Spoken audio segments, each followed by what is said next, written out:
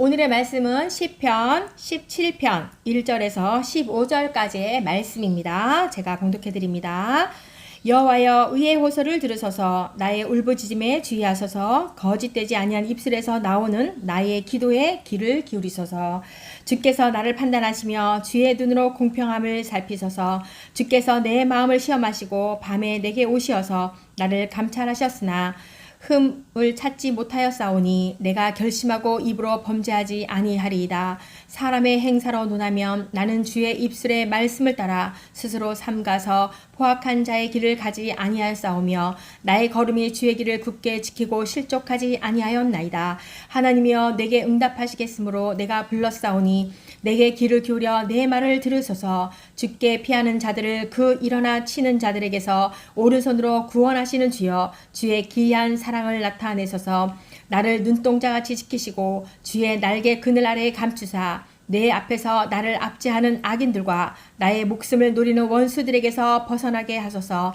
그들의 마음은 기름에 잠겼으며 그들의 입은 교만하게 말하나이다. 애워싸서 노려보고 땅에 넘어뜨리려 하나이다. 그는 그 움킨 것을 찢으려 하는 사자 같으며 은밀한 곳에 엎드린 젊은 사자 같으나이다. 여호와여 일어나 그를 대항하여 넘어뜨리시고 주의 칼로 악인에게서 나의 영혼을 구원하소서.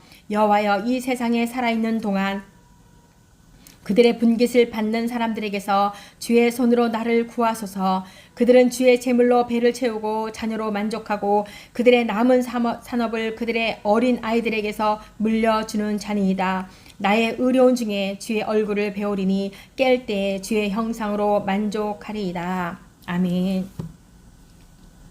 네, 오늘의 시도 다윗의 시이죠. 네, 항상 그 시를 볼 때는 그때의 그 시 적었을 때 그 상황을 봐야 하는데 이 시편은 사울에게서 핍박을 받았을 때 다윗이 쓴 시라고 볼 수가 있습니다. 네, 사람이 사람을 죽이려고 할 때 보통 보면은 옛날에는 어떤 무기로 사람을 죽이려고 했습니다. 그죠? 물론 사울도 창으로 다윗을 죽이려 했는데 이번에는 그죠? 칼로 하지 아니하고 말로 사람을 죽이는 그러한 장면입니다. 네, 다윗을 비방하여서 다윗에 대한 거짓말로 자세히 보게 되면 이 사울이 다윗에 대해서 여러 가지의 거짓말을 많이 한 것을 볼 수가 있습니다. 4절 말씀 보니까 지금 다윗이 그렇게 말을 하고 있는 거죠.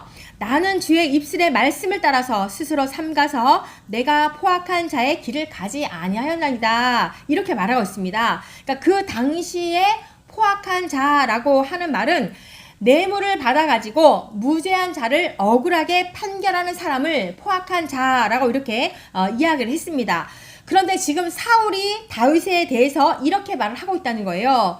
지금 다윗은 뇌물을 받은 사람이고 무죄한 자를 억울하게 만드는 나쁜 자입니다. 이렇게 말을 한다는 거예요. 사울이 이렇게 많은 사람들에게 많은 것에 떠들고 다닌다는 겁니다.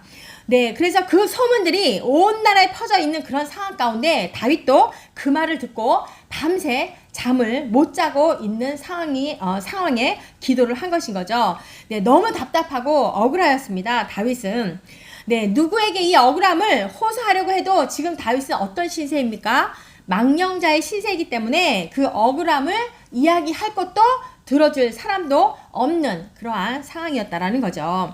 네, 우리도 마찬가지예요. 우리가 살아가고 있는 이 가운데 억울한 일을 당할 때가 있습니다. 그죠? 사람들에게 말을 한다고 해도 그 말을 뭐 제대로 듣기나 할까요? 또 그 말을 할 수도 없는 그런 상황 가운데 있을 때가 너무나 많습니다. 저도 마찬가지죠. 네, 어제 제가 있었던 일인데요. 네, 너무 이제 막무가내 전화가 와가지고 막 화를 내고 호통을 치고 그 부부가 함께 그냥 아주 저에게 전화로 막 뭐라고 하는 그런 이제 전화를 들었어요. 그러니까 분리수거 통 위에 이게 작은 탁자가 있었거든요. 조그마한 탁자, 요만한 탁자가 있어서 이제 그게 이제 저에게 좀 필요해가지고 네, 그걸 이제 가지고 왔는데 분리수거통 위에 이렇게 있었거든요. 그래서 그거를 제 차에 싣고 근처에 있는 목욕탕을 다녀왔어요. 그러니까 그 앞에 제 차를 세워놓고 했죠. 그랬더니 전화가 막 막무가내 와가지고 절도라고 자기가 쓰는 그 상을 가져갔다고 경찰을 부르려고 했다라고 막 이렇게 소리를 막 치더라고요. 네, 그런 모습을 보면서 물론 이제 죄송하다. 그러나 이렇게 화내지는 마셔라. 화낼 이유가 아니고 내가 절도였으면 차를 여기 근처에 세웠겠느냐. 그렇게 이제 말을 하고 이제 잘 넘어가긴 했는데요. 그 생각을 하면서 참 이 사람들의 마음들이 참으로 고약하고 그 여유가 없는 시대가 되었구나. 예, 그런 생각을 했습니다. 저 역시도 뭐 마찬가지죠. 저도 어떤 상황이 되면 그럴 수도 있습니다. 그죠? 근데 이러한 화가 이렇게 난다라는 것은 이 내면의 부족함, 내면의 그 여유가 없는 데서 오는 그 열등감이 아닐까 그렇게 또 생각을 해봅니다. 근데 이렇게 다윗도 억울함이 있었습니다. 그죠? 다윗도 사울도 그리고 예수님은 또 어땠겠어요? 사도 바울을 말하는 겁니다. 사도 바울도 마찬가지예요. 이 예수님은 또 얼마나 억울했을까요? 그죠? 죽기까지 참으로 참은 것을 생각해 보면 제가 그 생각을 하게 됐습니다. 어제 그 억울함을 들으면서 이 다윗도 사도 바울도 예수님은 또 얼마나 억울하셨을까 그런 생각을 해보게 되었습니다. 그래서 나의 억울함은 아무것도 아니로구나 이렇게 생각을 하게 되었습니다. 네, 그래서 오늘 이 시편 17편의 이 시편을 통해서 다윗이 이 억울함을 통해서 어떻게 하나님께 기도를 하는지를 한번 우리가 살펴보기를 원합니다. 네, 1절 말씀이죠. 여호와여 내 의의 호소를 들으소서 나의 울부짖음에 주의하소서 거짓되지 아니한 입술에서 나오는 나의 기도에 귀를 기울이소서 이렇게 기도하고 있습니다. 여기서 의의 호소라는 그 말은 다윗이 나는 완벽합니다. 나는 죄가 하나도 없습니다. 그런 말이 아닙니다. 네, 사울이 그렇게 말한 것처럼 나는요 뇌물을 받은 사람이 아닙니다. 그런 나쁜 사람이 아닙니다. 하나님 나의 이러한 의의 호소를 들어주시고 내 억울함을 이 부르짖는 소리를 기울여 주시옵소서. 거짓되지 아니한 입술에서 나오는 나의 기도에 귀를 기울여 주옵소서 이렇게 말을 하는 겁니다. 2절 말씀에도 또 그렇게 이어서 말하고 있죠. 주님께서 저를 판단해 주십시오. 내가 정말 뇌물을 받았는지 뇌물을 받아가지고 무죄한 자의 피를 흘렸는지 판단하시면서 주의 눈으로 공평함을 살펴보십시오. 그렇게 지금 다윗은 하나님께 호소하고 있습니다. 3절 말씀입니다. 주께서 내 마음을 시험하시고 밤에 내게 찾아오셔서 나를 감찰하셨지만 주님 보시지 않으셨습니까? 주님 보실 때도 흠을 찾지 못하지 않았습니까? 하나님 앞에서 내가 막 떳떳합니다. 그런 말인 거죠. 4절 말씀입니다. 사람의 행사로 말한다면 하나님의 입술의 말씀을 따라서 삼가서 그들의 말하는 그런 포악한 자의 길을 뇌물을 받아서 무죄한 자의 그런 피 흘리게 하는 그런 포악한 자의 길로 내가 가지 않았습니다. 5절 말씀, 6절 말씀, 7절 말씀입니다. 나의 걸음이 주의 길을 굳게 지키고 실족하지 아니했습니다. 하나님 내게 응답하시겠으므로 내가 불러싸우니 내게 귀를 기울여 주님 내 말을 들어주십시오. 죽게 피하는 자들을 일어나 치는 자들에게서 오른손으로 구원하여 주옵소서. 주님 귀한 사랑을 내게 나타내 보이십시오. 이렇게 기도하고 있는 거예요. 8절 말씀입니다. 나를 눈동자같이 지키시고 주의 날개 그늘 아래에 감추어 주십시오. 네, 이렇게 다윗은 기도하고 있습니다. 네, 우리가 핍박 당할 때 무엇을 기억해야 합니까? 무엇을 기억해야 합니까? 신명기 42장 10절 말씀입니다. 여호와께서 그를 항무지에서 짐승이 부르짖는 광야에서 만나시고 호위하시며 보호하시며 자기의 눈동자같이 지키셨도다. 네, 주님께서 우리를 어떻게 지키시고 보호하십니까? 우리를요 하나님의 그 눈동자같이 지키시고 보호하신다라고 말씀하고 계시는 거예요. 그러니까 나를 주님의 눈동자같이 지켜주시고 주의 날개 그늘 아래에 나를 감춰 주십시오. 이렇게 기도하고 있는 겁니다. 네, 우리는 이게 눈을 자주 깜빡깜빡합니다. 그죠? 눈이 예민해서 이게 바람이 불거나 어떤 이물질이 이렇게 날아오게 되면은 눈을 깜빡거립니다. 눈을 지키기 위해서. 그러니까 눈을 보호하기 위해서 이렇게 자주 깜빡깜빡 한다는 거예요. 그러니까 하나님께서는 우리를 지키시고 보호하시는 데 있어서 눈에 보이게 함께 하실 수도 있지만 주님께서는 우리가 무의식 가운데 마치 눈꺼풀이 눈을 지키는 것처럼 주님께서도 우리를 눈도 못 자고 지금 이 순간에도 지켜주시고 감싸주시고 보호해 주신다라는 그 사실을 기억하시고 믿으시기를 바랍니다. 네, 그래서 다윗은 이런 억울한 마음과 누구에게도 말할 수 없는 그 상황 가운데 주님, 나는 주님의 눈동자가 아닙니까? 그러니 주님, 당신의 눈동자인 나를 지켜주십시오 라고 기도하고 있는 겁니다. 내가 독수리의 새끼라면 주님은 더 높은 위에서 있는 그 독수리처럼 내가 억울해서 떨어지는 그 상황 가운데 있을지라도 주님께서는 그 높은 곳에서 나를 품어주시고 내 위에서 주의 날개 그늘 아래서 나를 감춰주시고 나를 보호하여 주시고 나를 지켜주십시오 라고 다윗은 이렇게 기도하고 있습니다. 9절 말씀 10절 말씀이지요. 내 앞에서 나를 압제하는 악인들과 내 목숨을 노리는 원수들에게서 벗어나게 하여 주옵소서. 그들의 마음은 기름에 잠겼으며 그들의 입은 교만하게 말하나이다.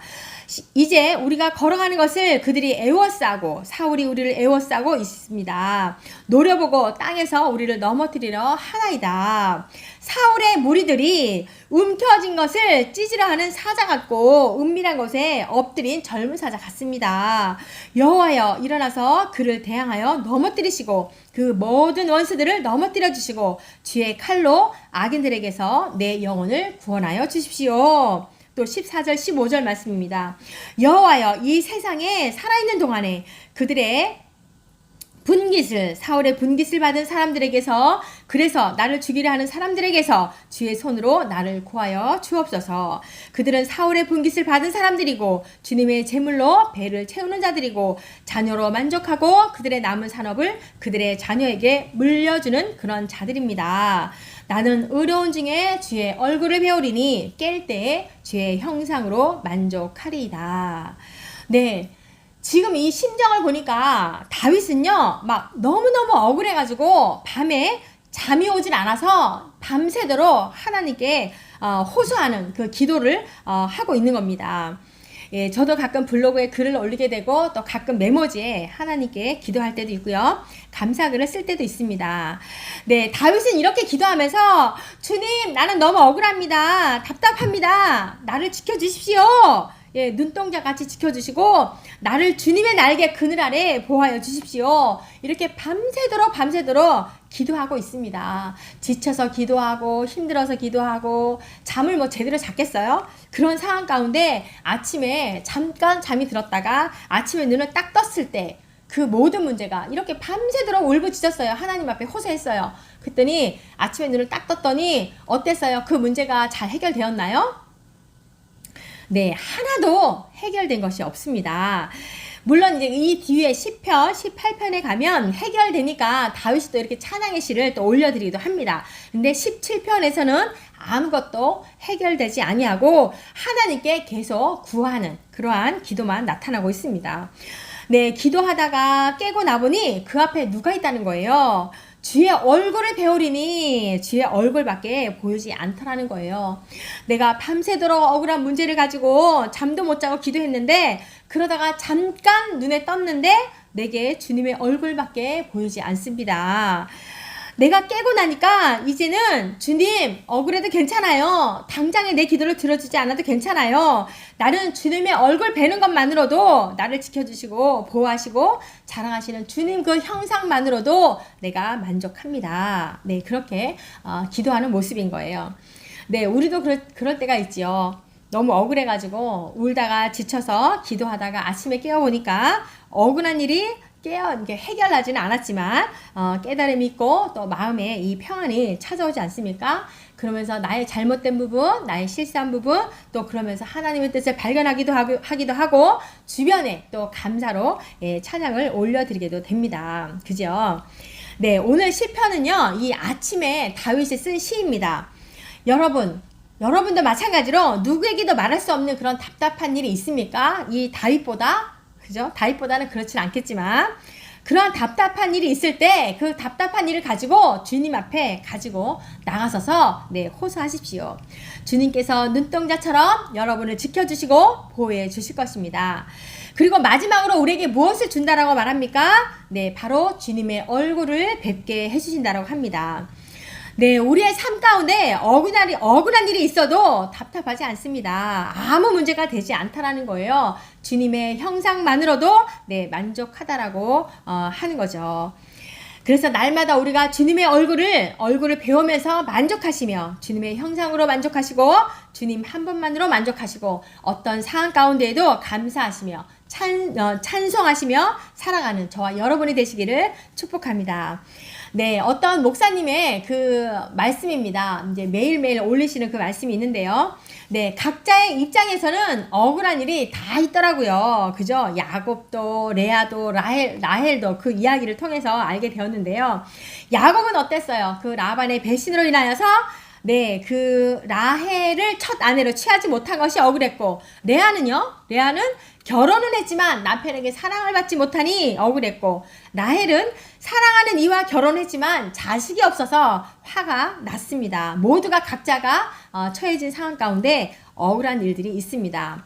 그런데 레아가, 여기서 첫째 부인 레아가 이 화와 억울한 일이 있었잖아. 그에게도요. 그런데 그러한 일들을 이길 수 있었던 중요한 것이 바로 시기심과 비교가 아니라, 남편만 바라보는 그 인생이 아니라 하나님을 바라봤다는 거예요. 하나님을 바라보면서 이 네 번째 아들인 유다를 낳았을 때 하나님을 찬양하라 라고 그렇게 고백을 하지 않습니까? 그래서 그 레아의 인생 가운데 억울함이 그때 사라지는 순간이었다라고 볼 수가 있어요.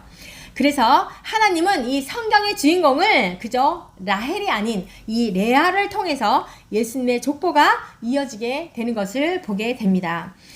우리에게도 때때로 억울함의 그런 감정이 찾아올 때가 있습니다. 그 억울함이 절대로 우리 인생을 망가뜨리지 않는다라는 겁니다. 그리고 우리 인생에 힘들고 어려운 화나는 그런 문제들이 우리에게 올지라도 그것은 곧 지나간다라는 거예요. 그러니까 하나님께서 우리를 이끄시는 인생 가운데, 인생 그 한가운데 들어가기 시작할 때, 하나님께서 나의 인생에 들어오셨을 때 우리는 다시 멋진 결과를 기대할 수 있는 그러한 사람이 될 것입니다. 하나님께서 이 화가 임한 우리에게 찾아오셨는데도 우리 마음에 평안함이 찾아오지 않는 그런 이유가 뭘까요? 나는 여전히 누군가와 비교를 하고 나에게 주신 은혜와 감사를 잊어버린 것은 아닐까라고 생각해 보게 됩니다. 그 억울함 속에 나에게 찾아오신 그 하나님의 그 뜻, 하나님의 그 손길을 바라보시기를 바랍니다. 하나님의 손길을 바라보시며 감사와 기쁨으로 나아가시기를 진정으로 축복합니다. 기도합니다. 하나님 아버지 감사합니다. 우리의 인생에 왜 억울함과 불편함이 였겠습니까?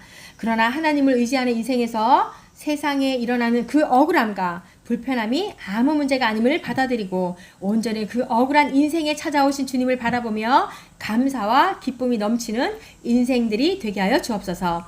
그래서 레아를 통해 믿음의 족보가 이어지듯이 하나님의 놀라운 계획 가운데 동참하는 인생들이 되게 하여 주옵소서. 모든 말씀 감사를 드리며 예수님의 이름으로 기도합니다. 아멘.